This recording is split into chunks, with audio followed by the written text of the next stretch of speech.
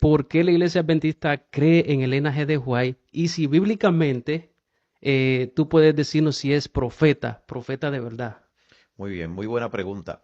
Nosotros creemos como adventistas del séptimo día en el ministerio profético de Elena White, así como creemos en el ministerio profético de Samuel, de Elías, de Moisés, de Isaías, de Jeremías, de Ezequiel, de Daniel, de Juan el Bautista, de Juan el teólogo, el revelador, allí el que recibe en el libro del Apocalipsis esas impresionantes revelaciones, y lo creemos basado en la Biblia.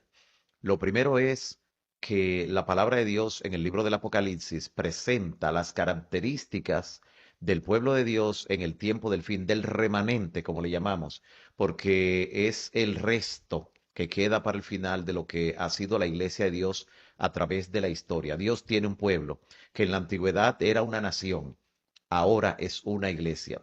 Y entonces es interesante ver cómo las características que se presentan en Apocalipsis 12:17 son que ese pueblo guardaría los mandamientos de Dios y tendría el testimonio de Jesucristo. Y esta expresión, el testimonio de Jesucristo, no tenemos que especular con relación a ella, porque la misma Biblia es su intérprete. Y en Apocalipsis 19:10 dice que el testimonio de Jesucristo es el espíritu de profecía, es el espíritu de la profecía. Juntamente con esto, tenemos una línea profética que es la que nos da una base firme en la palabra. Por ejemplo, cuando nosotros vamos a la Biblia, vamos a encontrar que Dios siempre que dio una profecía de tiempo, dio un profeta precursor al que le dio la profecía de tiempo. Ese profeta no estaría en la tierra para ver el cumplimiento, y entonces cuando la profecía estuviera por cumplirse, Dios levantaba otro profeta que es conocido como el profeta del destino de esa profecía. Ahora entenderán por qué hay un libro por allí que se llama Elena White, Profeta del Destino. Van a entender Ujú, esa parte sí. también los amigos y hermanos. Y es que cuando llega el momento de cumplirse la profecía de tiempo, entonces Dios levanta a ese profeta del destino que ve el cumplimiento de la profecía, que anuncia juicio y que guía la salida del remanente. Mírenlo rápidamente. El primero que vemos en esa característica es Abraham. Y Abraham era profeta, porque recordamos el episodio con Abimelech cuando se llevó a Sara para su casa, para el palacio, y Dios le dice, eres hombre muerto porque ese hombre, esa mujer tiene su marido. Y le dice a Abimelech, pero Señor, yo no lo sabía, lo hice con limpio corazón, él me dijo que era su hermana. Y entonces Dios le dice, sí, es cierto, también sé eso, así que devuélvele su mujer y él orará por ti porque él es profeta. O sea, no es solo el profeta, es de los pocos que el mismo Dios dice que es profeta, Abraham. ¿Qué profecía de tiempo recibió Abraham? La profecía de los 430 años o 400 años, que aparece allí en Génesis capítulo 15 del 13 al 17. Dios le dice, ten por cierto que tu descendencia será esclava en tierra ajena, van a servir allí, pero después en la cuarta generación yo lo voy a traer. Hay una profecía de 430 años de que la descendencia iba a salir de la esclavitud en Egipto. Pero Sí. Dios le dice en el mismo capítulo, allí le dice, pero tú irás en paz y serás sepultado. O sea, tú no vas a vivir tantos años. Pero cuando llegue el tiempo yo voy a libertar al pueblo. Como Abraham no iba a estar vivo cuando se cumplieron los 430 años en Egipto, ¿a quién Dios levantó para que viera el cumplimiento de esa profecía, sacara al remanente y anunciara juicio sobre Egipto? ¿A quién levantó? A A un profeta. Moisés. Y dice la palabra en el capítulo 12 del Éxodo que el mismo día que se cumplieron los 430 años, en el reloj profético de Dios la cosa ni se adelanta ni se atrasa. Ocurren de manera precisa, con una precisión matemática increíble. Así que Moisés vio el cumplimiento de la profecía de tiempo, el final, fue el profeta del destino de esa profecía, guió la salida del remanente desde Egipto y anunció juicio en las plagas que cayeron. Eso se repite con Jeremías.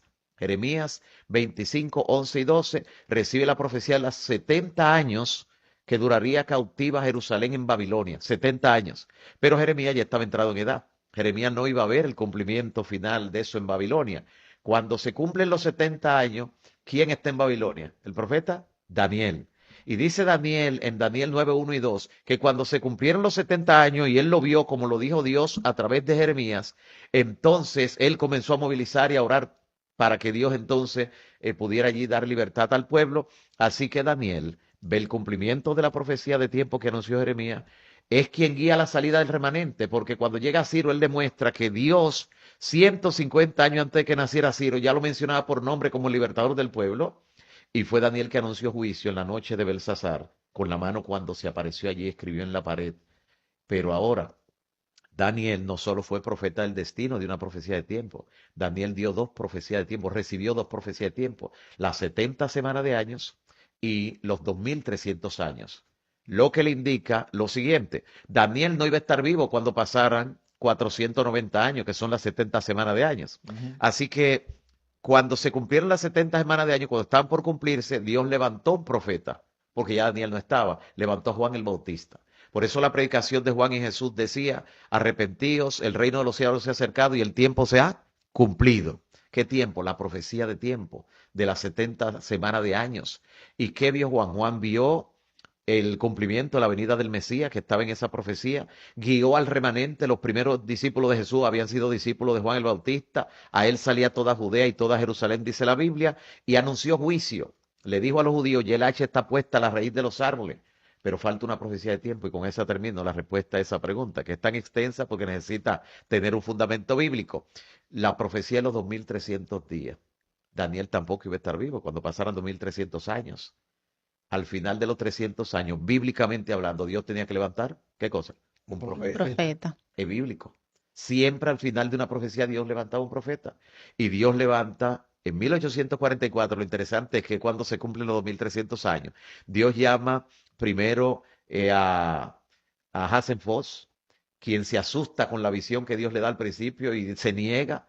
Llama también a William Foy, se niega y Dios decide llamar a una débil entre las débiles, a una jovencita, adolescente, 17 años apenas, tenía en 1844, que no había terminado el tercer grado, apenas 2 años de educación formal, y Dios decide utilizarla como instrumento, y su ministerio profético, que duró aproximadamente unos 70 años, en los cuales recibió más de 2000 visiones, escribió más de 100.000 páginas, todavía es un testimonio de lo que el Espíritu Santo puede hacer con un instrumento débil humanamente hablando, pero poderoso en las manos del Señor. Y Elena White vio el cumplimiento de la profecía en los 2300 días, anunció juicio, desde entonces predicamos que la hora de su juicio ha venido, basado en la Biblia, en el mensaje de los tres ángeles, y guió la salida del remanente.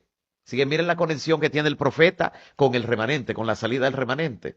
Así que por eso es algo bíblico el hecho de que Dios tenía que levantar un profeta, tanto por lo que dice Apocalipsis como por el recuento que acabo de hacer en la Biblia, que es una constante. Cada vez que Dios da una profecía de tiempo, al inicio se la da a un profeta precursor y al final de la misma tiene que levantar un profeta que es el que guía al remanente. Pastor, y muchos Impresionante. líderes